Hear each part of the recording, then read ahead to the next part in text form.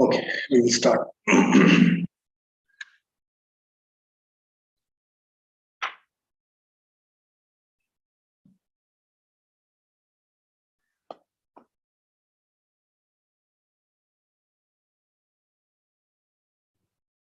We can start Bhantiji. Okay. नमो तस्सा भगवतो अरहतो सम्मा संबुद्धस्सा नमो तस्सा भगवतो अरहतो सम्मा संबुद्धस्सा नमो तस्सा भगवतो अरहतो सम्मा संबुद्धस्सा इतिपिसो भगवारहं सम्मा संबुद्धो विद्याचरण संपन्नो सुगतो लोकविदु अनुत्तरो पुरिसदम्म सारथि सत्ता देव मनुष्याणां बुद्धो भगवाति नमो तस्स सम्मा संबुद्धस्सा ये च बुद्धा अतीता च ये च बुद्धा अनागता पच्चुपन्ना च ये बुद्धा अहं वन्दामि सब्बदा नत्ति मे शरणं अन्यं बुद्धो मे शरणं वरं एतेन सच्चवज्जेन होतु नो जयमङ्गलम् उत्तमङ्गेन वन्देऽहं पादपं सुवरुत्तमं बुद्धेयो कलितो दोषो बुद्धो कमतु तं मम बुद्धं यावनिब्बानपर्यन्तं शरणं गच्छामि स्वाकातो भगवता धम्मो सन्दिटीको अकालिको एहि पस्सिको उपनायको पश्चत्तं वेदितव्यो विन्नोहीति नमो तस्स नियानिक सदम्मसा ये च धम्मा अतीता च ये च धम्मा अनागता पच्चुपन्ना च ये धम्मा अहं वन्दामि सब्बदा नत्ति मे शरणं अन्यं धम्मो मे शरणं वरम् एतेन सच्चवज्जेन होतु मे जयमङ्गलम् उत्तमङ्गेन वन्देऽहं धम्मं च त्रिविदुत्तमम् धम्मेयो कलितो दोषो धम्मो कमतु तं मम धम्मं यावनिब्बानपर्यन्तं शरणं गच्छामि सुपटिपन्नो भगवतो सावकसङ्गो उजुपटिपन्नो भगवतो सावकसङ्गो न्यायपटिपन्नो भगवतो सावकसङ्गो सामीचिपटिपन्नो भगवतो सावकसङ्गो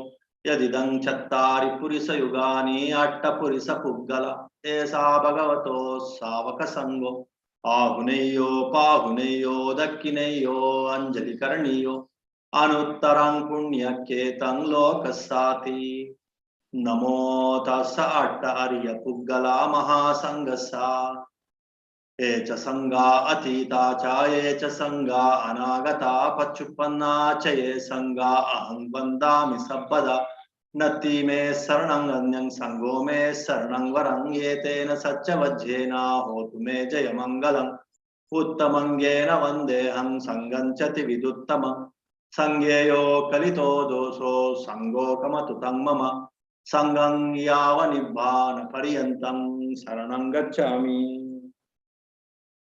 विपट्टि पटिवाहाय सब्ब संपत्ति सिद्धिया सब्ब दुःखं विनाशाय सब्ब भयं विनाशाय सब्ब रोगं विनाशाय भवे दीर्घायुकदायक सब्ब लोकं हितत्ताय परित्तं बनामहे समन्ता चक्रवालेषु अत्र गच्छन्तु देवता सद्धम्मं मुनिराजस्सा सुनन्तु सग्गमोक्तदं धम्मश्रवणकालो अयं वदन्ता धम्मश्रवणकालो अयं वदन्ता परित्तश्रवणकालो अयं वदन्ता नमो तस्स भगवतो अरहतो सम्मा सम्बुद्धस्सा एवं मे सुतं एकं समयं भगवा सावतीयं विहरति जेतवने अनाथपिण्डिकस्य आरामे अत्र को भगवा भिक्खु अमन्तेसि भिक्खवोति वदन्तेति ते भिक्खु भगवतो पच्चसोऽसुं भगवाये तदवोच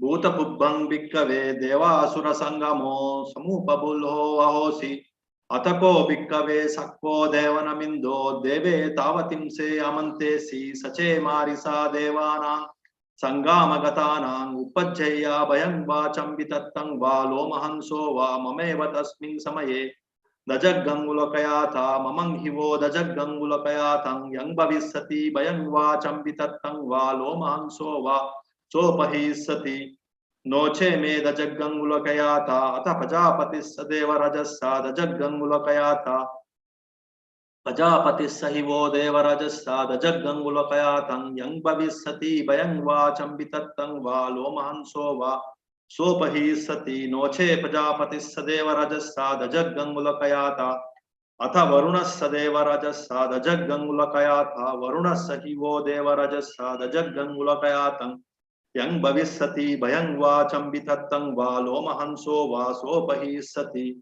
नोचे वरुणस्य देवराजस्साद जगंगुलकयाता अथ ईशानस्य देवराजस्साद जगंगुलकयाता ईशानस्य हि वो देवराजस्साद जगंगुलकयातं यं भविष्यति भयं वाचं वितत्तं वा लोमहंसो वा सोपहिष्यतीति तंकोपन भिक्खवे सक्कस्सवा देवनमिन्दस्साद जगंगुलकयातं प्रजापतिस्सवा देवराजस्सा दजगंगुलकयातं वरुणस्सवा देवरजस्सा दजगंगुलकयातं ईशानस्सवा देवरजस्सा दजगंगुलकयातं यं भविष्यति भयं वाचं वितत्तं वा लोमहंसो वा सोपहियेतापि नोपि पहियेता तंकिस्स हेतु सक्को हि भिक्खवे देवनमिन्दो अवीतरागो अवीतदोषो अवीतमोहो बीरुचंबी पुत्रासि पलायीति अहंचको भिक्कवे एवं वदामि सचेर्महाकं भिक्कवे अरण्यगतानां वा रुक्कमूलगतानां वा शून्यागारगतानां वा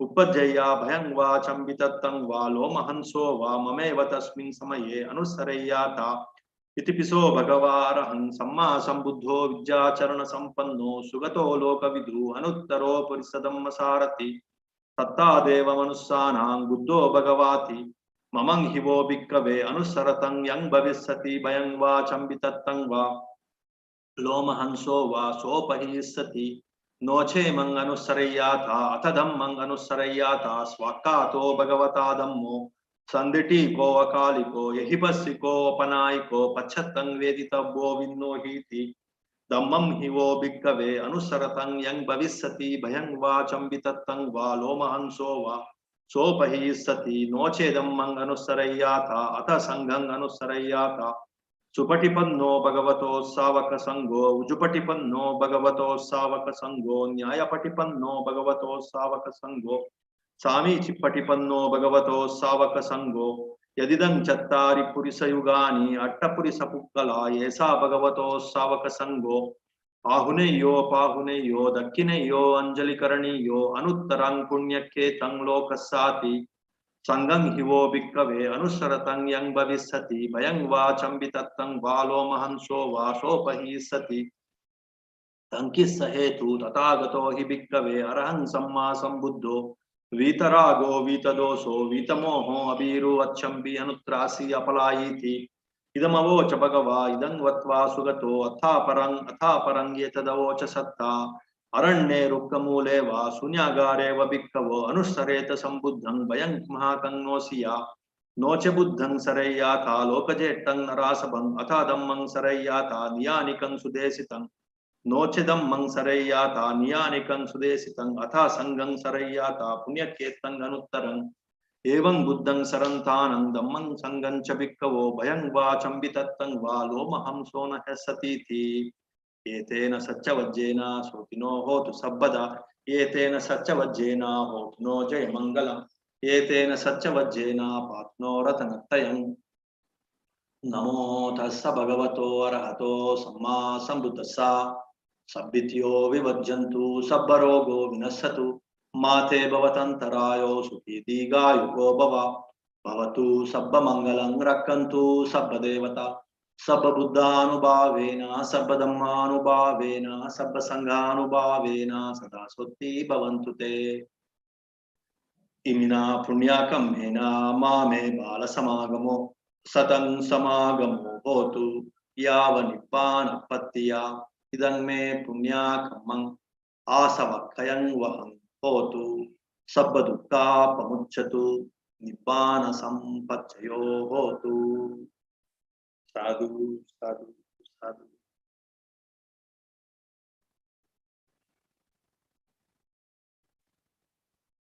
साधु सुखी हो। So today we have seen this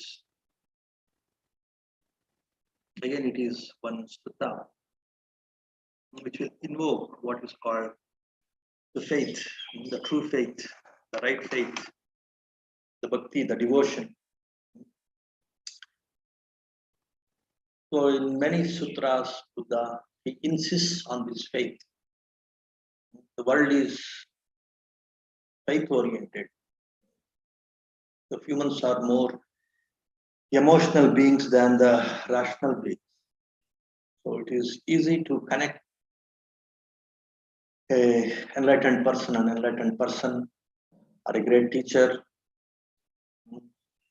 or a liberated person with emotion, and then slowly, that right emotion, that right faith, that devotion, it will open up other channels of the mind, other dimensions of the mind. It will open. That has that power. So that is the power of emotion. That is the power of devotion. That is the power of right faith. So once that dimension is tapped, that emotional dimension is tapped, then it will trigger in opening up all other faculties of the mind, all other dimensions of the mind. Like your intellect faculty will open up, your awareness faculty will open up, your feeling faculty, like wholesome feelings also open up. Then your willpower, your energy levels, the different faculties related to your energies, your willpower, your conviction, your say confidence levels, all these different faculties of the mind will open up once this faith faculty is tapped, triggered. If that faith faculty is triggered, then it is easy to open up all other faculties. So, because of that reason, Buddha insists on the right faith. Here, this sutta is also very beautiful sutta, the Jagga Sutta. The Jagga means the crest of the flag. Daja means the flag. Agga means the top. You can understand the top of the flag. The flag is like your Dhamma. So if you have faith, you can understand the entire Dhamma. And you can hit that with faith. You can enter into the path of Dhamma. You can achieve Dhamma. You can reach the peak, the summit of Dhamma. When you enter into this, when you get this faith component, you understand the faith and plunge into the faith, then you can reach the top, the summit of Dhamma. There is no doubt in it. So that is the meaning of this sutta. So here what Buddha is insisting is just like the soldiers, they get inspired by their kings, their commanders in chief, because of their courage, because of their superior qualities. The soldiers get inspired, soldiers get motivated with their courage, and they too will become fearless in combating, in fighting their enemies. In the same way, the bhikkhus or the meditators, whether they are lay people or the renunciates, definitely a lot of fears will arise. Especially, this is also one war. Meditation is also one war, one struggle, one battle. Battle with whom? Battle with our own defilements, our own negativities. It's actually a bigger battle. Winning 1,000 enemies, 1,000 battles is inferior, is less when compared to fight out your own negativities, your own defilements. When you are into this serious battle of defeating your own defilements, then definitely you require a lot of courage, a lot of fearlessness, a lot of confidence. So to get induced by that courage, what is your inspiration? So you should think of the role models, your inspiration, and who is the powerful inspirer, role model? That is Buddha, because Buddha has conquered all kinds of fears which will arise because of defilements. All fears arise because of defilements. So Buddha has conquered it, and that's what you remember in the 9 qualities of the Buddha. supreme conquering. The supreme enlightenment is achieved by the supreme conquering of the mind, supreme conquering of the mental defilements, and that has been achieved by Buddha. And there is no hesitation for you, there is no doubt for you, there is no confusion for you to accept that superiority and to get inspired by that supreme achievement, supreme enlightenment of Buddha, by remembering the qualities, by remembering his supreme achievement. So, Arahant Samma Sambuddha, as I was explaining in the last week's discourse, by remembering the qualities of Buddha, then definitely your fears will go away because you get connected with that supreme courage of the supreme warrior who conquered his own mind, that is Buddha. So, because of this reason, so here Buddha is inspiring the audience, whether they are lay people or the monks, to get inspired by the qualities of Buddha by remembering these 9 qualities of Buddha, so that your fears will go. So, to start any journey, there should not be fear, there should be confidence, there should be inner joy, there should be some amount of enthusiasm to take up any journey. So, in this journey of conquering one's own mind, purifying one's own mind, defeating one's own mental defilements, one should have some minimum courage, minimum confidence to start with.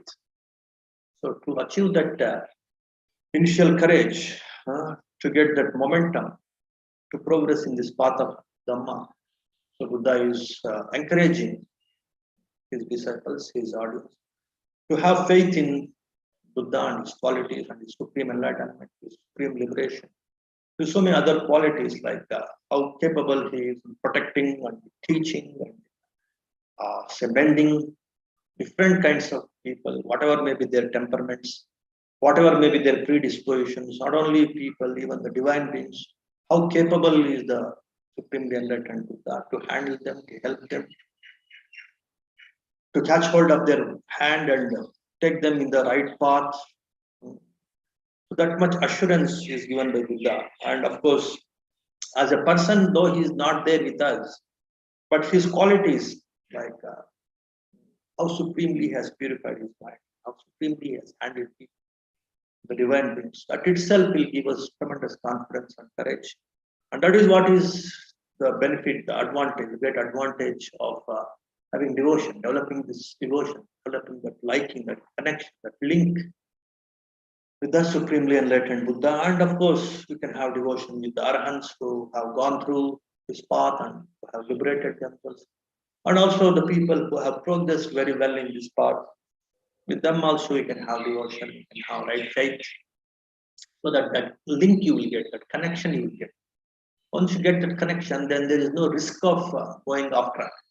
That is one reason. Second reason is there is a lot of confidence and inner joy in the journey. That is one very good, stimulus for you, but with very good one kind of push for you to progress in this path of Dhamma. So, because of these 2-3 reasons, definitely one should open up, one should surrender, one should not hesitate to take refuge, one should not hesitate to surrender in these great qualities. Anybody who is imbibing these great qualities, authoritative, one can take their support, their assistance, their guidance, and surrender to them. There is no risk, there is no problem, there is no need to hesitate. That is the point that is being highlighted here. In the same way, if you are not very much convinced by the qualities of Buddha, then there is another option. Just like in an army or in the physical world, in political world or in economic world or in or in the army, the people take inspiration from one or the other person, one or the other leaders. If they are not happy with one leader, then they can look into another leader and get inspired by his qualities. In any arena, whether it is political arena or business arena, if they are not very much inspired by one of their seniors or leaders, then some other leader will be there who is there to inspire them. In the same way, in Dhamma also, if you are not inspired by Buddha, there is another option, that is Dhamma. Get inspired by the qualities of them.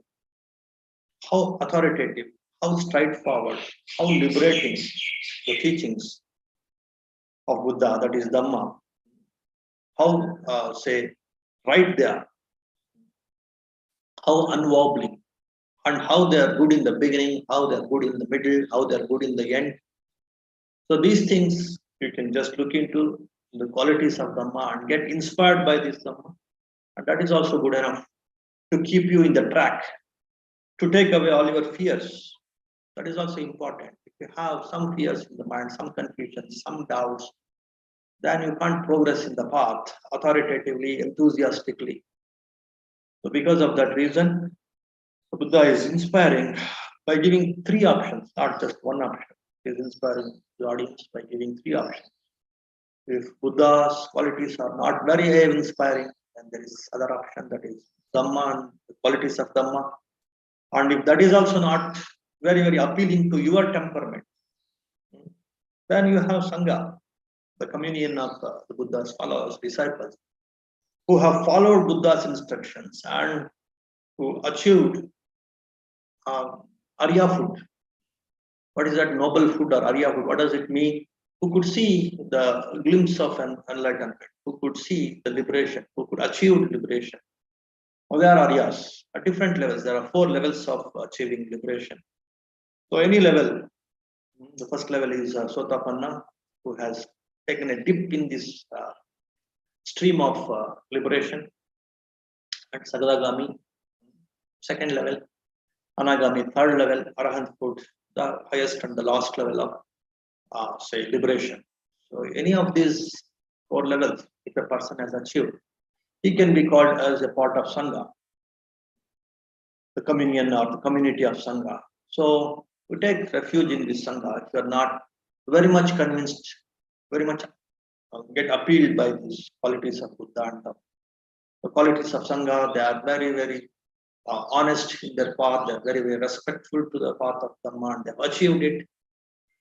And they are like endorsing the Dhamma and Buddha. So that kind of multitude of people, multitude of divine beings, human beings, who are like the embodiments, who are like the proof of the authority of Buddha and authority of Dhamma. And at least by looking at their number, looking at their presence, by being in their presence, you can get definitely inspired by them also. And that group is called the community of the Sangha. And that is in bulk, that is in very big number. That also should inspire you to take up this path of Dhamma, the path shown by Buddha. So in that way, Buddha is inspiring the audience to have this faith in this path, either connecting yourself to Buddha, Dhamma, or Sangha. Any one of these 3 say refuges. You can take refuge in these 3 ratanas, the 3 gems. That is good enough for you to keep yourself in the right track. That is first benefit. Second thing is to get inspiration from within and to get that inner joy and to become free from the fears. This is the second most important benefit. So to achieve these benefits, to get these benefits, one should have this kind of faith, right devotion.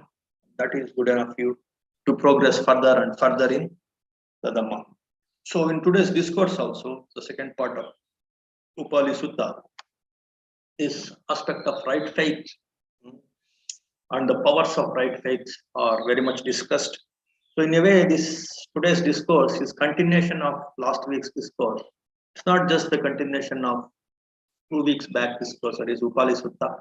This is continuation of last week's Bhakti in Buddha. So in that way, it has connection with the last 2 discourses. I am also very much inspired by this right faith, the importance of right faith, though I was insisting so much on right view in all our different levels, level 1, level 2, level 3, and all this, of course, in all levels of our meditation. There is so much emphasis on right view. And that's for one kind of people who are intellect oriented, and of course who are meditative, who are meditation oriented. For such people, that approach is very suitable, and of course that leads to right faith also. Emotionally also you will be connected sooner or later. Now we should take up the second approach also. By working on this right faith, by this chanting, by practicing the parmis and the punya kriyas, and also by taking Shila and listening to this protective chanting repeatedly, listening to the discourses, the original discourses taught by Buddha himself. Then a lot of inspiration you will get, a lot of courage, enthusiasm, and a lot of doubts about whether to follow or not to follow. So all these doubts and confusions will go away, fears will go away, courage and confidence we will get. That is also very much required. So by understanding the importance of this, now I have decided to focus more and more on this right faith also, at least once in a while. Though regularly this emphasis on right view, emphasis on meditations, right meditations, it is going on. In addition to that, now it is high time to focus on this right faith and to work on this right faith also. So, as a part of this, I have decided to conduct full moon day programs also. So we have started last week, the auspicious day of Buddha Purnima. We have started this full moon day programs, and every month we can have the full moon day programs, of course online only. There we will give a lot of emphasis on chanting and of course other say meritorious things and parmis like taking precepts we can emphasize, and then of course again how to develop other meritorious actions like patti, sharing merits with the departed beings, and all these things we should look into, because all these things it will help us to establish in the right faith and also to derive that inner joy. As I was telling you, if there is no inner joy of freeing ourselves from a lot of attachments through our actions, through our meritorious actions, through this right faith actions, the faithful actions, then your mind will not open to right view. Authoritatively, it will not open. Then the progress in Dhamma will be inhibited, will be affected.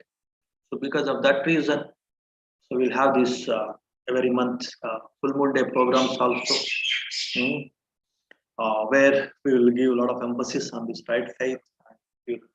You can realize, you can experience that inner joy that one can derive through right faith, through different activities, through different meritorious actions. We will see how we can establish ourselves in this right faith. So that is about this discourse and the importance of right faith. Now we will take up this Upali Sutta, the second part. In the first part, what we have seen, this great say civilian. Of course, he's a great businessman, and he was a great advisor to the king, and very renowned for his intelligence, for his goodness, for his faith in the country, in the religion. Very faithful, very devout person, very intelligent person, very successful person as a businessman in the worldly life. He is a role model to millions of people.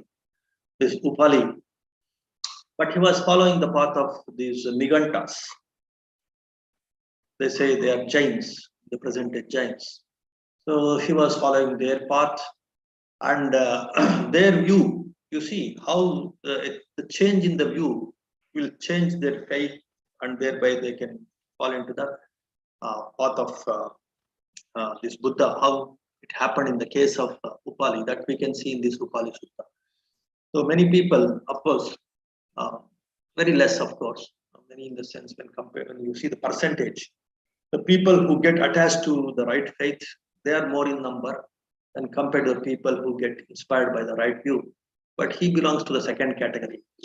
He was very much, say, inspired by the right view of Buddha, and then he became a very, very faithful devotee of Buddha, because a small change in his view, that is good enough for him to establish thoroughly in this path. And what was that change in his view? It is not the physicality that has greater power. It is the mind. It is the powers of the mind that is very, very superior compared to the physical might. In their tradition, in his previous tradition, that is the Jain tradition, so it is the physicality where physical actions will have implications on your say next birth. It has its implications on the success, on evil or good. If you are doing some physical action, if it is good action, then you will get the good results. If your physical actions are bad, then you will get the bad results. So a lot of emphasis was given on the physical actions in his previous tradition. But once he came in the say purview or in the guidance of Buddha, then he could change his view, and he understood the power of the mind, and he could understand the power of the intentions. And it is because of the intentions only people indulge in good or bad physical actions, good or bad verbal actions. So it is the mental actions that is very, very crucial, that is very, very important, that will determine all other actions. So your intentions, your mental actions are so crucial and so powerful at the same time, so crucial also. That's what is the first understanding. And Buddha could give four beautiful similes. Though a Jain monk, if he dies with an attachment for water, though he is avoiding taking water, physically he is avoiding, in the mind it is there. So because of that, he will take birth in a mind-bound plane of existence where that attachment is still there. So whenever there is attachment in the mind, that will take you to that particular plane of existence where that attachment will still be there. So it is not your physical attachment that is important, it is your mental attachment that will determine your next course of action, next course of existence. So that's why mind is superior. That is the first simile given by Buddha. And the second simile is, so though unintentionally you kill so many creatures while walking, again these ascetics, the Jain ascetics, though unintentionally they kill so many insects, creatures, but it will not have any impact on their next life because there is no intention in the mind of killing an insect or animal. Because of no intention, though physically you are indulging in some killing, mentally, if there is no intention, that will not have any impact on your mind and also on your rebirth. In that way, it is your mental actions, mental intentions that have greater power that will take you to superior rebirth or inferior rebirth. Superior results or inferior results, they depend upon the mental actions rather than the physical actions. In that way, Buddha could give the second simile. And the third simile is about how some great cities have flourished, how some great cities were destroyed. If a man with a lot of physical might, he can come and say, I can destroy the great city like Nalanda. It was a very big, huge, very big city, like maybe like Mumbai or Delhi. So he could destroy. If he claims that he can destroy with his physical might, with his sword, all the people in that city, then people will laugh at him. He can't destroy even 10 people or 15 people or 20 people. How can he destroy the whole city? So that is the limitation of the physical might.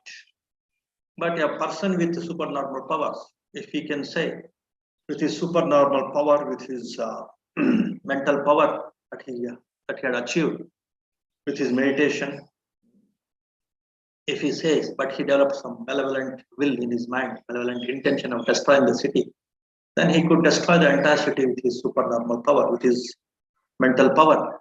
So that is the power of the mind. In that way, Buddha could give these two similes. So in that way, he could prove how the mental might, the mental power is superior than the physical might. Now the world very much, many people they are say they're behind the physical might, physical power. But still it is very much seen even today also, even in this present modern world also. So your intellectual power, it cannot be meditative power, it is intellectual power. People have created atomic bombs. So an atomic bomb can destroy the whole city. But a person with a lot of physical might, he can't destroy even 10 people. That way, so it is the mind that is superior. It is the mind that matters. It is the mind that is far, far superior than your body, than your physicality.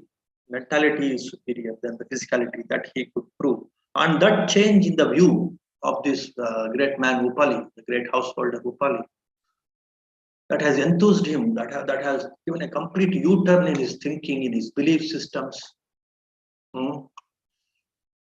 So that is the power of you. If you correctly establish in the right view, then you have tremendous right faith also. Hmm. So that's what happened in this conversation between Buddha and Upali.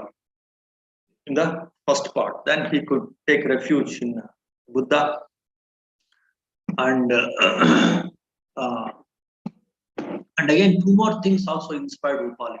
After this change in the right view, after understanding the superiority of mentality over materiality or physicality, this Upali, he took, he requested Buddha to take him as the lay devotee.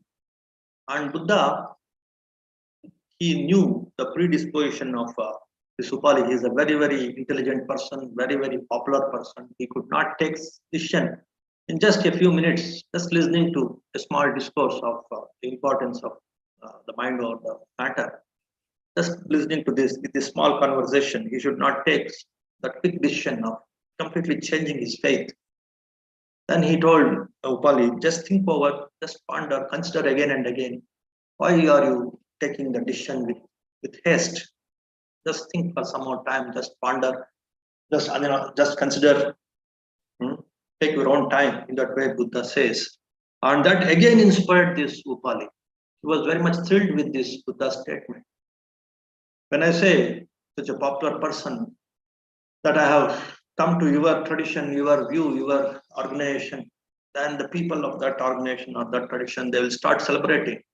Great person like Upali has become our follower, our disciple. Then they start celebrating. But you are asking me to consider again and again. That is your greatness. That is your, say, your interest in the well-being of the disciples. You want to make your disciples really intelligent, really wise. With that consideration only, you are telling me to consider this again and again and then take a decision. I'm very much happy with your instruction. Now I'm more interested in taking refuge. I'm very, very interested in taking refuge as quickly as possible. In that way, this Upali could say.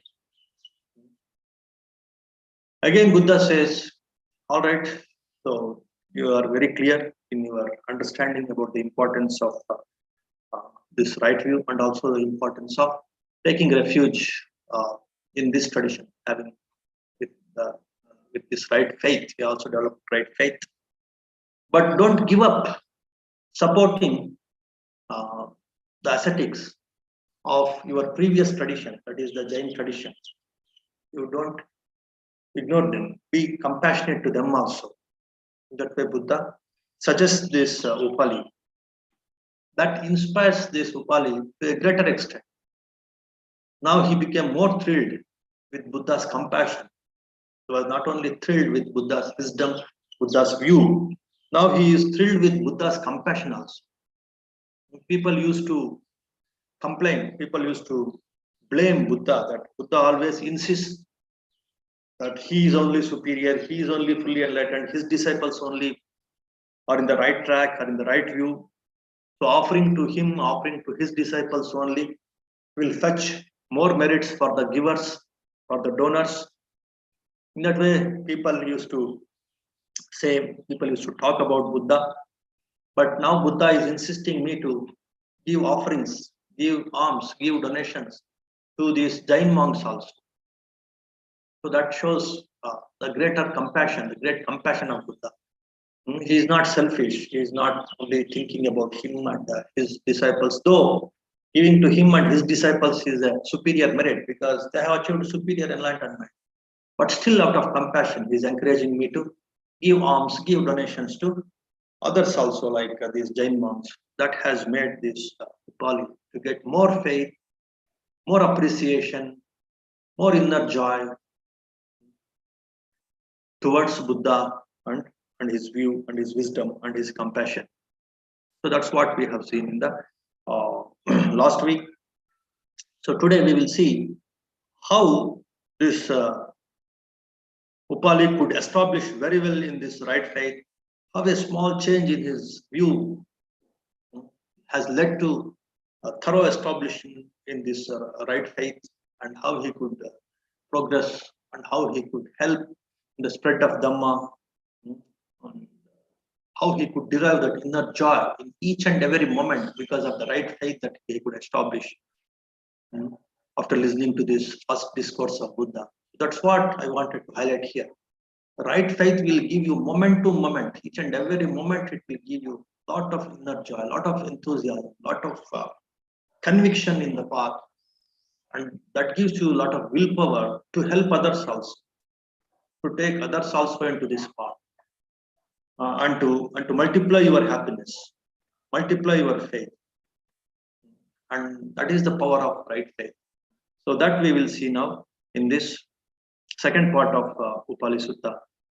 And here, after he took refuge in Buddha, after he listened to Buddha, he requested Buddha that now it is the high time for him to take leave, and then he wanted to go. So then Buddha says, all right, you can go. And now, and of course now he could do his household work, pending works, and then at the same time he could support the Sangha also, and he could keep listening to the discourses of Buddha. With that instruction, Buddha allowed him to leave.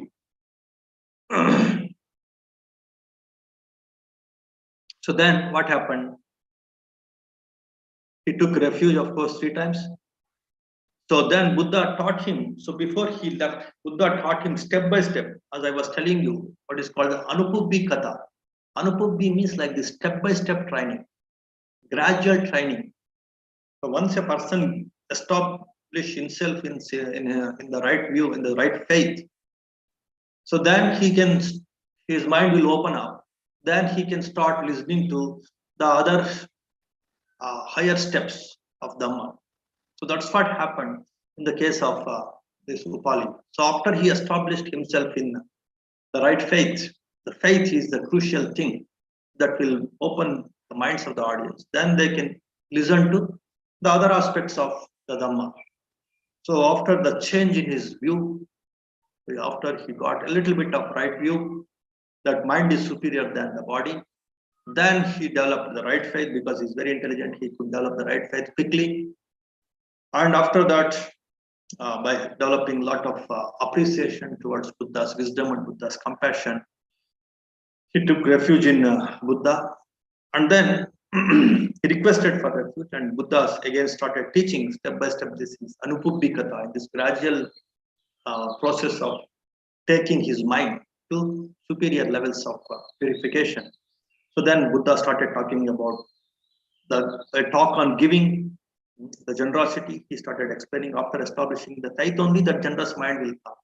If there is no faith, if there is no little bit of change in their view, if there is no change in their faith, there is no change, if they have not established a little bit in the right faith, then the people become stingy. They keep on thinking, why should I give? Why should I give up? That stinginess, that holding will be there. Once his mind is free from the wrong views, free from the wrong faiths, once he established in the right faith, even to some extent, then the mind will open up. Then the mind will understand the joy in the faith, the joy in giving. So then Buddha could speak about the importance of giving, and that has given him little more joy. Once you establish in faith, it gives you joy. And then once you learn the importance of generosity and understand the importance of giving, then it gives you little more joy.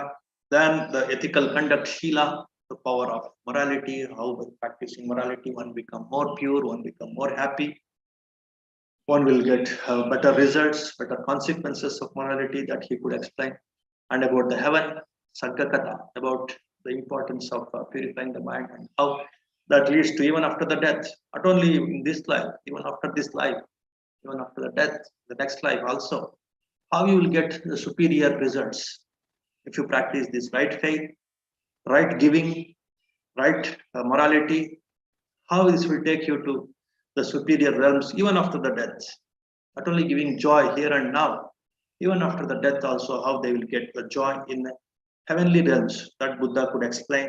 Then he could explain the drawbacks or the limitations of sensual pleasures. Then he could explain the benefits of renunciation. And then he could explain, after finally he could explain, when the mind becomes very pliant, very soft, very intelligent, very flexible, with all these step-by-step training, Buddha could explain the Four Noble Truths. And that has completely changed this Upali's mind. And he could become an Arya. He could see the glimpse of liberation. The first glimpse of liberation he could see, and he became an Arya. So that is the power of right faith. Once a person gets established in right faith, at least getting, as I told you, one quality of Buddha, one aspect of right faith, or one aspect of Dhamma, one aspect of Sangha. If people get connected, and if they can change their view a little bit, and then that's how they establish in right faith, that is good enough for them to open up in following the other steps like dana, shila, and then saggakata. How this faith, dana, shila leads to sagga, that means like heavenly realms, and then how even the heavenly realms, the pleasures of heavenly realms are inferior when compared to the pleasures of the superiority of the mind, like by renunciation, how the mind becomes much more happy, how it can derive more happiness by developing this renunciation. And then when the mind gets that happiness of renunciation, then it can comprehend the Four Noble Truths. And once that mind can comprehend the Four Noble Truths, then it can become a liberated mind. Then it becomes, say, an Arya mind. So that's what happened in this Anupubhikata, in this step-by-step training of Buddha. In the case of this Upali.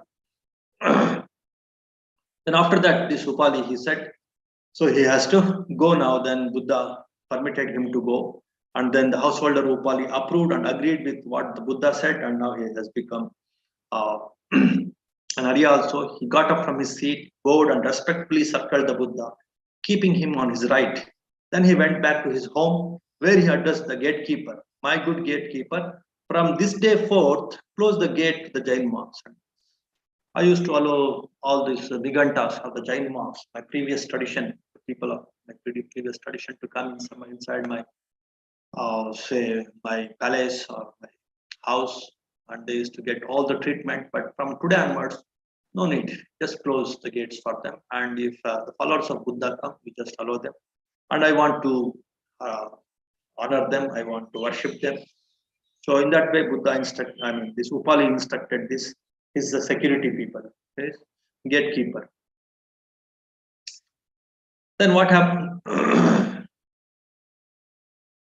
This Diga Tapasi, the first person who went and who visited Buddha and he learned about the teachings of Buddha, the right view of Buddha, that is, the mind is superior, the mental intentions are superior for the consequences, and it is not the physical actions that are superior when compared to the mind. So that lesson when he got, he is the one who went to his guru, his teacher, Nigantanatha Putta, and also this Upali, and he is the one who explained all these things. And that person, that Diga Tapasi, he heard that this Upali has become a disciple of Blessed Buddha. And he wanted to find out whether it is true or not. So he went to his teacher and he told him that Upali, who told, say, with great confidence that he would go and he would refute Buddha. But now what happened? He has become the disciple of Buddha. So then the Niganta said, no, may not be, it may not be the possibility. In that way, some 2-3 times he asserted That is not the possibility. But Digatapassi said, I only will go and find out. So then he came to Upali's home, this Digatapassi. There the gatekeeper, he just stopped him and he didn't allow him to go inside. Then he said, if you want alms, just wait, I will get you the alms. That way the gatekeeper, he says to this Digatapassi, he rejects, no, I don't require the alms. In that way he goes back. Then what happens? He went back to his teacher, Nigantanatha Buddha, and he says, sir, it's really true that Upali has become Gautama's disciple. I went to Upali's house. I could see what happened there. Buddha, this Upali has become Buddha's disciple. I could not get you to accept that it was not a good idea for the householder Upali to rebut the ascetic Gautama's doctrine. For the ascetic Gautama is a magician. I told you that day itself, that time itself. Don't allow Upali to go and refute, go and have an argument or a debate with Buddha. Buddha is a magician. He has a magic wand. He could convert anybody. So why did you allow Upali? Now you see you lost him. In that way, this Digatapassi, he told his teacher, he knows the conversion magic. So with his conversion magic, he has changed our Upali.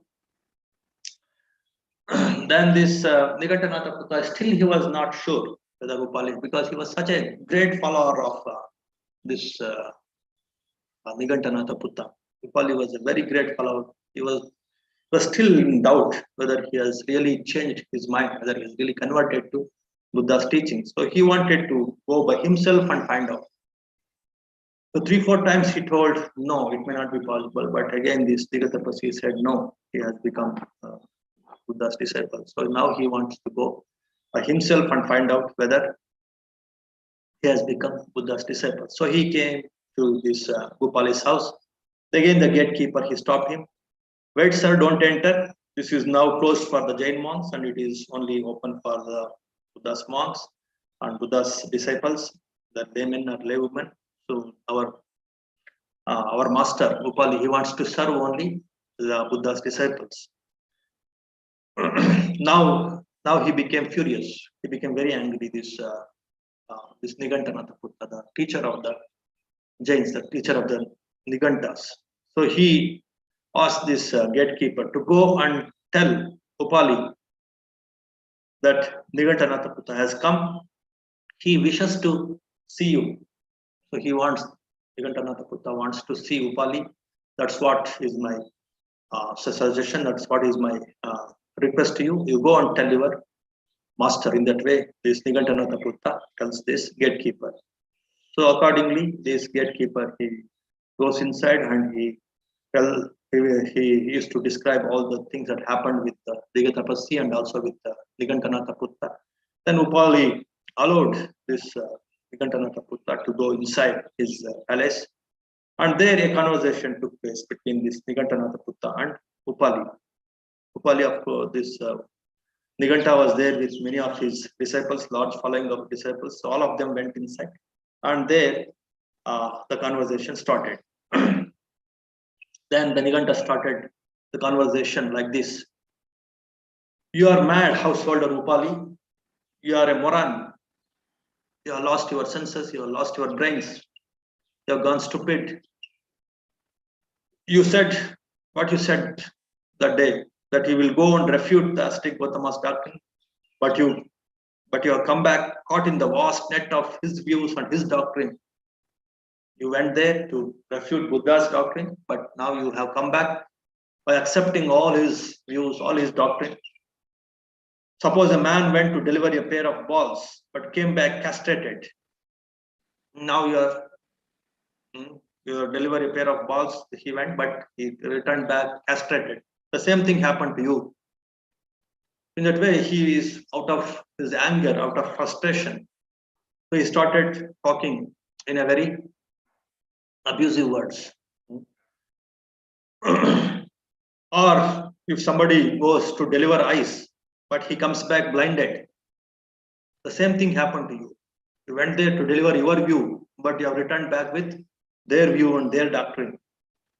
The same way, you went there to refute him, but you have returned back by getting converted by him with his conversion magic. In that way, he started blaming Upali, this Nigantanatha Buddha, the teacher of the Nigantas. But now he has become so joyful, so enthusiastic, so peaceful, so balanced, this Upali. He never get infuriated by these abusive words of this Nigantanatha Buddha. He was so calm, at the same time so skillful also. So joyfully he started answering, but responding to his abusive words, to his comments. What he says, this Upali, sir, this conversion magic is excellent. You are saying that he has spelled his conversion magic on me and he has converted me. I never mind. Rather, it is so excellent. It is so fascinating. This is so lovely. It's not just me. If my loved ones, my relatives, my kin are all be converted by this, it would be far there. It would be far superior. It would be for their lasting welfare and lasting happiness. It is not only for me. If all my relatives, kith and kin, my family members, if all of them are converted by this conversion magic, I'm happy, because they will become definitely happy and they will become definitely it will have a lasting welfare. It will have impact on their welfare. If all the aristocrats, Brahmins, merchants, workers were to be converted by this, it would be for their lasting welfare and happiness. Not only me and my family members and my relatives, even the other people in my surroundings, in my city, if all of them are converted by this conversion magic, I will be still happy. I will be more happy, and they too will be more happy, and it will be for their lasting welfare. It's not only my city people. It's not only my family members and me. The whole world, with gods, with maras, with brahmas, this population with ascetics and brahmins, gods and humans were to be converted by this, it would be for their lasting welfare and happiness. Well then, sir, I shall give you a simile. In that way, he started not defending, not only defending, asserting and saying, not just for me. This conversion magic is not just good for me. It's good for everyone, good for my family members, good for my kith and kin, good for my people around me, in my city, in this country. It's good for even the beings in this entire universe. If all of them get converted, I will be more happy, because it will be good for, it will be very beneficial for them. In that way, he started actually igniting, pouring more fuel to his anger, to this Niganta's anger. Niganta was angry because of one person's conversion, but he is saying that let everybody will be converted. So that has infuriated this Niganta much more, to a greater extent. And he started giving similes also. He started comparing the views of Niganta, and he started giving simile. Again, beautiful similes, of course. So what he says, I will give you one simile, then you can understand, because through similes people can easily understand the point. My point you can easily understand by listening to this simile. What is that simile? Once upon a time, there was an old Brahmin, elderly and senior. His wife was a young Brahmin lady who was pregnant and about to give birth. Then she said to the Brahmin, go Brahmin, buy a baby monkey from the market and bring it back so it can be a playmate for my child. Though she was pregnant, because she was young and her husband is an old man. So she started asking him to go and get one baby monkeys. After she delivers the baby, her baby, then she will get a playmate in the form of this baby monkey. So then this was said, the Brahmin said to her, wait, my dear, my dear, until you give birth, you just wait. If your child is a boy, I will buy you a male monkey. But if it's a girl, I will buy you a female monkey. Why are you in so hurry? You are still carrying, you are not yet delivered. Why are you in so hurry to have a baby monkey as a playmate to your baby, which is not yet born? Then that Brahmin, because of his love for the Brahmin lady, she insisted again and again several times. So now he has to yield to her longing or her craving or her demand. So he agreed to her. So he bought a male baby monkey at the market, brought it to her and said, I have bought this male baby monkey for you. So it can be a playmate for your child. So he brought a male baby monkey. When he said this, she said to him, "Now go, Brahmin, take this monkey to Rattapani, the dyer, and say, Mr. Rattapani, I wish to have this monkey dyed the color of yellow grease paint, pounded and repounded and pressed on both the sides." Now, just like for the clothes, when you give color to the clothes, first you give color and then you pound it and repound it thoroughly. You pound and repound to get, so that the color get absorbed in the cloth, and again you press it, again the color will get absorbed in the cloth. In the same way, I want this baby monkey to be painted with the yellow color and also pounded and repounded, and it should be pressed on both the sides. It's a monkey, it's not a cloth. But still, that stupid lady, she is requesting her husband to go and to do all these things. And the same thing was repeated by the same thing was told by this Brahmin also to that dyer. The dyer's name is Rattapani. And that Rattapani, so he was shocked and he says, "What you are talking, sir? This is a monkey. It can withstand only dyeing. It can withstand only painting or dyeing, but not pounding or pressing. You're asking me to pound or press just like a cloth, but this is a monkey, it will die. If I pound and repound, press and repress it, and both the sides, if I press it just like a cloth, but it will not tolerate it, can't bear it, will die, the monkey will die." So in the same way, so giving this analogy, giving this simile, what this Upali is saying, see the beauty, the intelligence of this Upali. So he was a lay person, he was very, very intelligent. He could understand the views in such a perfect way. He could understand the Buddha's view and the others' views in such a superior way. So he could give this beautiful simile. And he is explaining to his previous teacher, that is Nigantanatha Kutta, the difference between his teacher's view, the Niganta's view, and the Buddha's view, with this beautiful example of the monkey getting dyed, being dyed with being painted. So what he is saying, in the same way, the doctrine of the foolish Jains looks fine initially for fools, not for the astute, but can't withstand being scrutinized or pressed.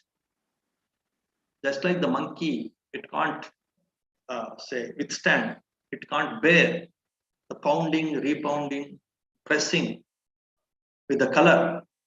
Only the cloth can withstand. The same way, your view, the view of the Jains, only the fools, they can get the paint of your view. But the wise people, if they start analyzing, if they start scrutinizing, if they start going deep into your view, they can't appreciate. Superficially, it may look okay, but if you go deep, only the foolish people will be thrilled, will be convinced with the superficial appearance of some views.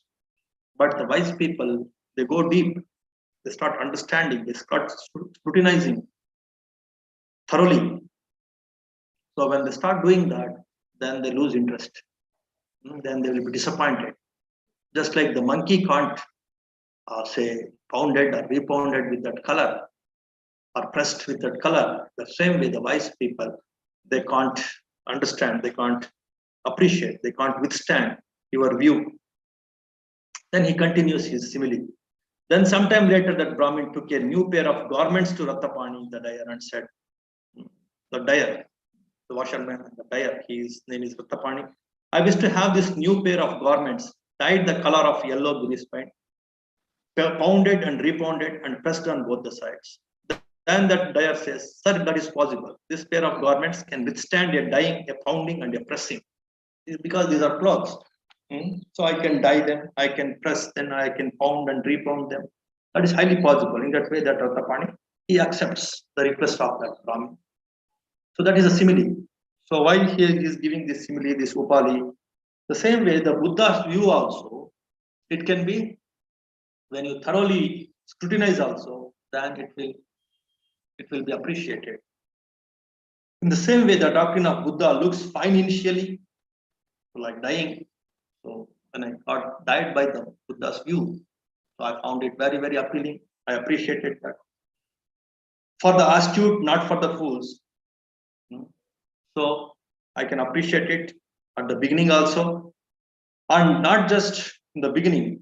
When I started scrutinizing and started going deep and deep into this, it is much more fascinating. It is much more appealing. And it could accept my scrutinization. It could accept my analysis. It could accept my thorough understanding. It has the power to say, accept my scrutinization, my analysis, and I get more convinced. Householder, the king and his, now in that way he could convince or he could prove that how this Buddha's view is not just on the superficial way. If you go deep also, it can be appreciated. It gives you thorough satisfaction. It is highly convincing. So in that way, he could say that there is no problem for me to be converted into his view. His conversion magic is far, far superior than being in your company, than your view. In that way, this Upali could prove. After listening to this Nigantanatha Putta says, even the king and his retinue also, they think that you are the disciple of Nigantanatha Putta. But now what they should think? So in that way, in this Nigantanatha Putta, he's again using his clever mind. He wanted to again pull this Upali out of this trap of the Buddha. Then Upali, he knew all the tricks of these clever people. So he says, well, when he had spoken, the householder Upali got up from his seat, arranged his robe over one shoulder, raised his joint palms in the direction of the Buddha, and said to Nigantanatha Buddha. So now, through his actions, he is showing, he is proving that there is no need of repeatedly telling him. Now he is again with his cleverness, he wanted to pull me back. So he just he stood up and he wanted to prove through the actions what he did. So towards the direction of the Buddha, he stood and he started worshipping, joined his palms and started worshipping Buddha and said to the Nigantanatha Buddha, what he says, well then, listen to me. So you can then tell everyone, not just the king, not just to your people and the king's retinue, to everyone you can proclaim that. So whose disciple I am, that I will tell you, that you can tell to other people. In that way he says, here, whose disciple I am. I will tell you now, just here, whose disciple I am. The wise one, free of delusion, rid of barrenness, victor in battle, he is untroubled and so even-minded, with the virtue of an elder and the wisdom of a saint, immaculate in the midst of it all, he is the Buddha and I am his disciple. Now, he started pouring out his faith.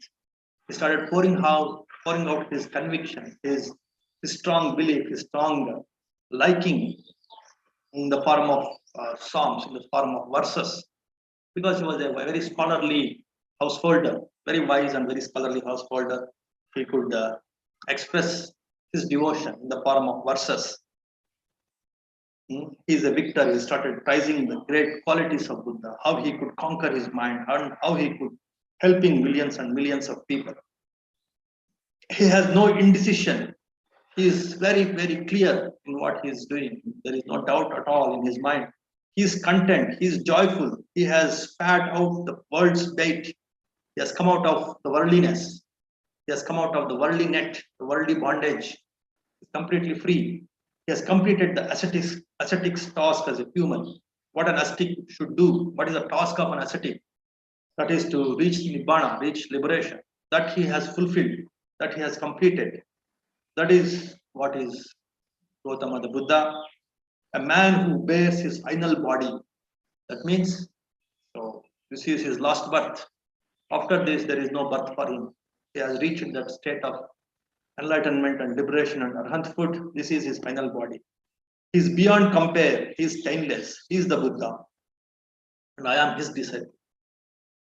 He is free of doubt. He is skillful. See, in each and every verse, he is highlighting the doubtlessness, the confusionlessness. This is the key. If you are free from confusion, then you establish in the faith. You establish in the right faith. So if you have still the doubt, that wobbling in the mind, that confusion in the mind, then you can't establish. Because he is free from doubt. So we could easily follow him and we could also establish in that doubtlessness. He is a trainer, an excellent charioteer, supreme with brilliant qualities, confident, his light shines forth. He has cut off conceit, he is a hero, he is the Buddha, I am his disciple. He has cut off conceit, there is no a tinge of minus and minus. He is completely enjoying the state of Nibbana, and why should he stick on to this inferior I-ness and minus and try to derive happiness from this I-ness and minus? All the inferior masters, they are happy in projecting, in promoting the I-ness and minus and try to get that happiness, which is very, very inferior happiness. And of course, it's not at all happiness. They suffer more from that. But Buddha is free from all these states of attachment and I-ness. And taking refuge in him, his teachings, is a great joy. The chief bull, immeasurable, profound, sagacious, he is the builder of sanctuary, knowledgeable, firm in principle and restrained. He has got over clinging and is liberated. He is the Buddha. I am his disciple. So this Buddha is full of these qualities, and I am connected to him as a disciple. Just take it from me. So don't keep any confusion. Either you or your retinue or the king or the king's retinue, let all of you be free from this doubt whether Upali is Niganta's disciple or Buddha's disciple. Be free from that doubt. I am expounding, I am proclaiming that I am the disciple of this great master who is having these great qualities. He is a giant living remotely. He has ended the fetters and is liberated. He is skilled in dialogue and cleansed, with banner put down, desireless. He is tamed and does not proliferate. He is the Buddha. I am disciple. I am his disciple. He is tamed and he does not proliferate. The people with some negativity in the mind, that will proliferate, that will multiply. But in the case of Buddha, he has completely removed all the stains in his mind. All the roots of negativity are destroyed from his mind. Then how can he proliferate? How can he multiply his negativities? How can he increase his negativities? Like other people who are not completely enlightened, they have still the roots of some negativities. So once those roots are there, they are good enough again to sprout, again to proliferate, again the negativities will multiply. But in Buddha's case, there are no roots. Completely has removed, dug out all the roots of negativity from his mind. He is the seventh sage, free of deceit, with three knowledges. He has attained his holiness. He has bathed, he knows philology, he is prompt, he understands what is known, he crushes resistance, he is the Lord, he is the Buddha, and I am his disciple. Anybody with their rigidness, if they resist Buddha, he knows how to crush it. Because he is good in articulation, he is good in teaching, he is good in philology, he is good in how to convince the people with his tremendous knowledge of knowing the other's mind also, their predisposition, their temperaments also. He could convince, he could crush the rigidness, the ego of anybody, and he could melt the ego of anybody, and he could convert them from wrong view to right view, from misery to happiness. He could convert everyone from untruth to truth. So in that way, he is the Buddha and I am his disciple. The noble one evolved, he has attained the goal and explains it. He is mindful, discerning, neither learning forward nor pulling back. He is unsteered, attained to mastery. He is the Buddha and I am his disciple. He has risen up, he practices absorption, not following inner thoughts. He is pure, independent, and fearless. Secluded, has reached the peak, crossed over. He helps others across. He helps others to cross. He is the Buddha. I am his disciple. He knows whenever he wants to go deep into the samadhi, deep into the jhanas, he could go and he could get rid of all these worldly things, and he could come out of samadhi whenever he wants to. He could teach. He could change anybody. He could help other people to cross this ocean of worldliness. So that is the power of Buddha, and I am his disciple. He is peaceful, his wisdom is vast, with great wisdom. He is free of greed, he is the realized one, the holy one, unrivaled, unequaled, assured, and subtle. He is the Buddha, and I am his disciple. He has cut off craving and is awakened, free of fuming, unsullied, a mighty spirit worthy of offerings, best of men, inestimable, grand. He has reached the peak of glory. He is the Buddha, I am his disciple. In both these verses, he is free from all kinds of greed, he is free from all kinds of aversion. He is the supreme. Who else can be my master? Who else I can surrender?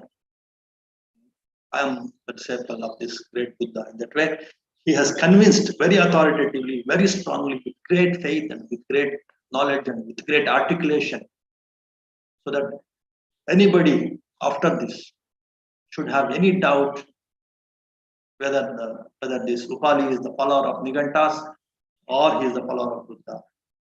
They should get absolute clarity.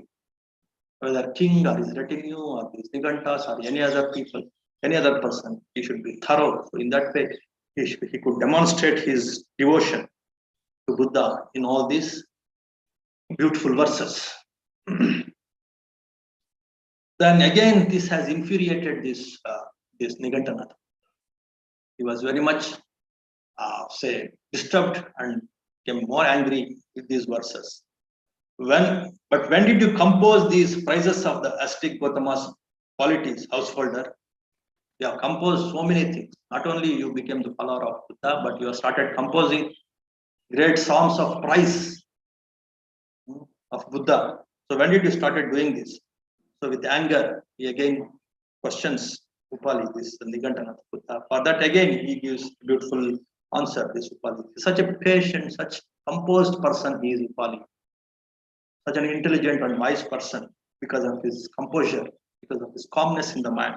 And that calmness, of course, again, he could derive by completely surrendering his ego, by completely melting his ego to Buddha, and then completely taking refuge that has given him all these great virtues, great qualities. Sir, suppose there was a large heap of many different flowers. A deft garland maker or their apprentice could tie them into a colorful garland. In the same way, the Buddha has many, many beautiful qualities to prize, many hundreds of such qualities. Who, sir, would not prize the prizeworthy? See the beauty here, it comes from great faith and the great knowledge.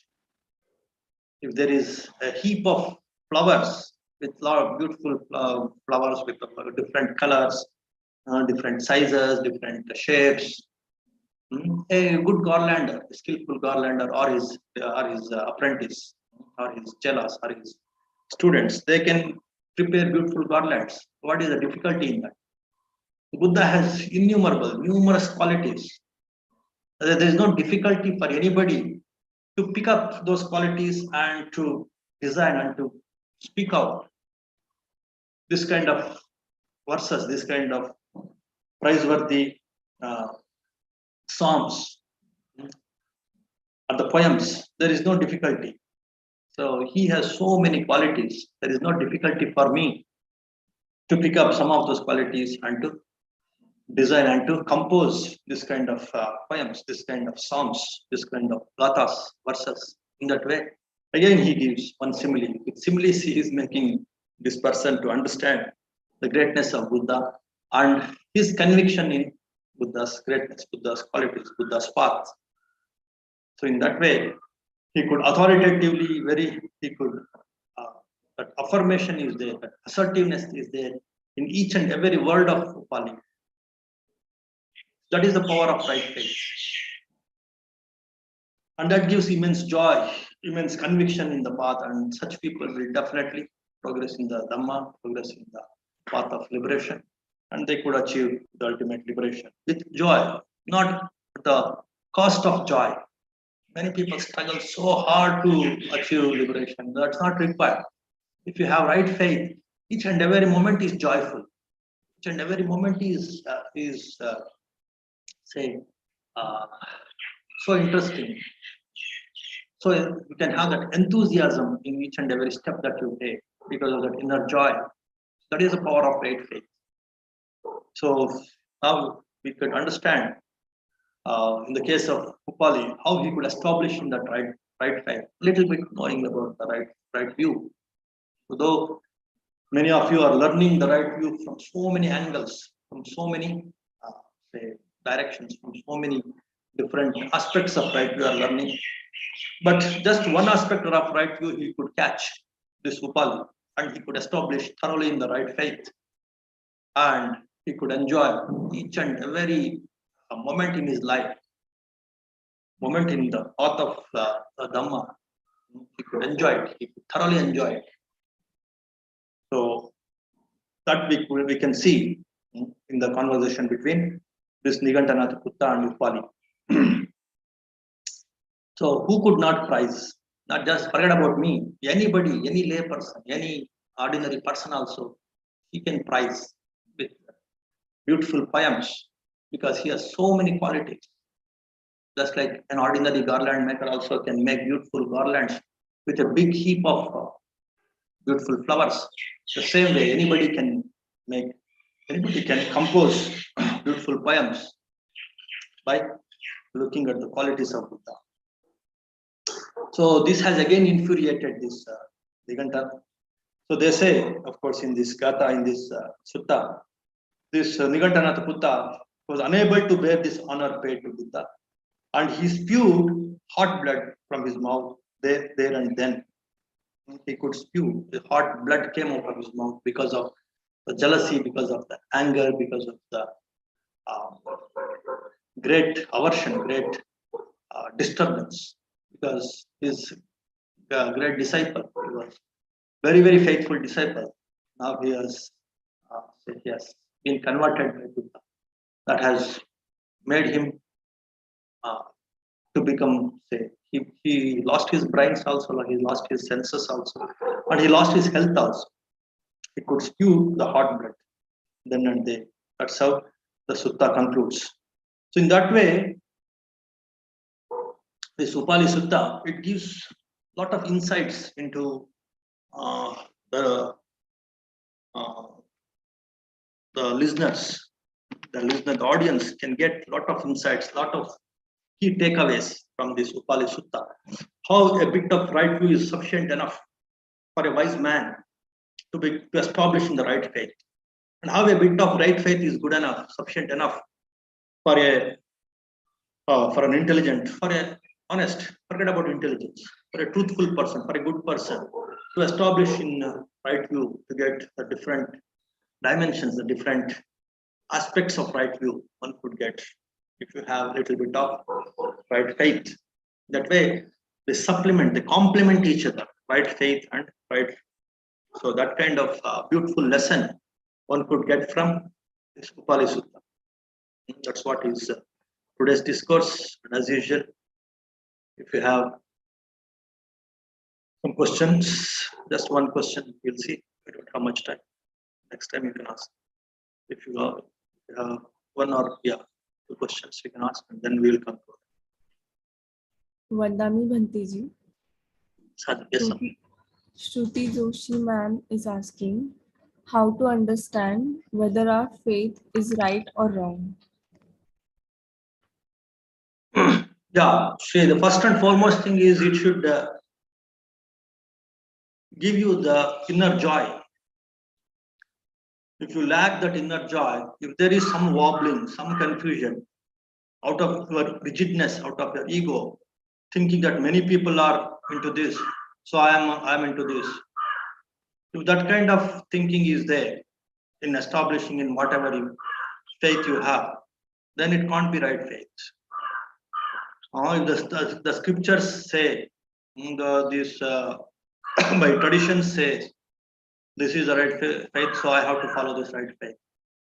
In that way, if you look at that faith from other people's view, so then it can't become the right faith.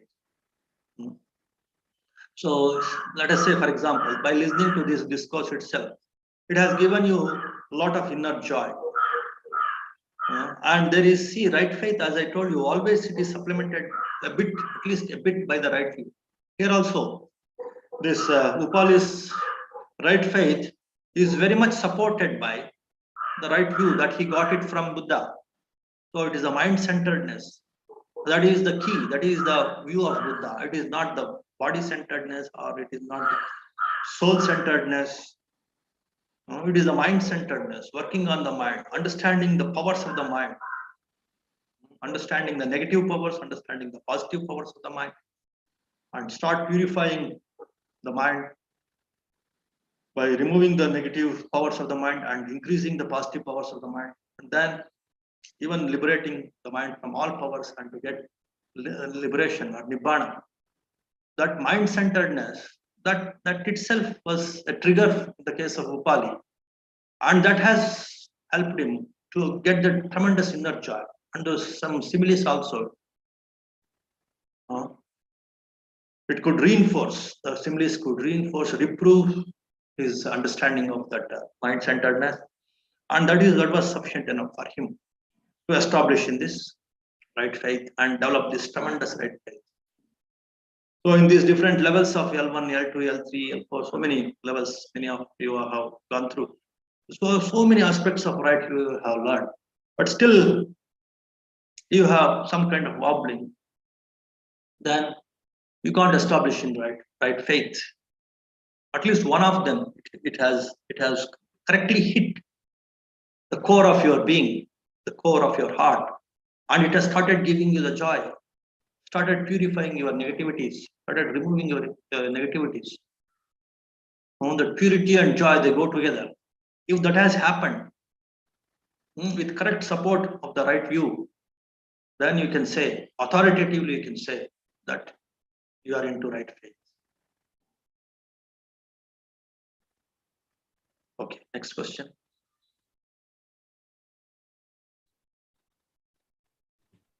There are no other questions, Manteji.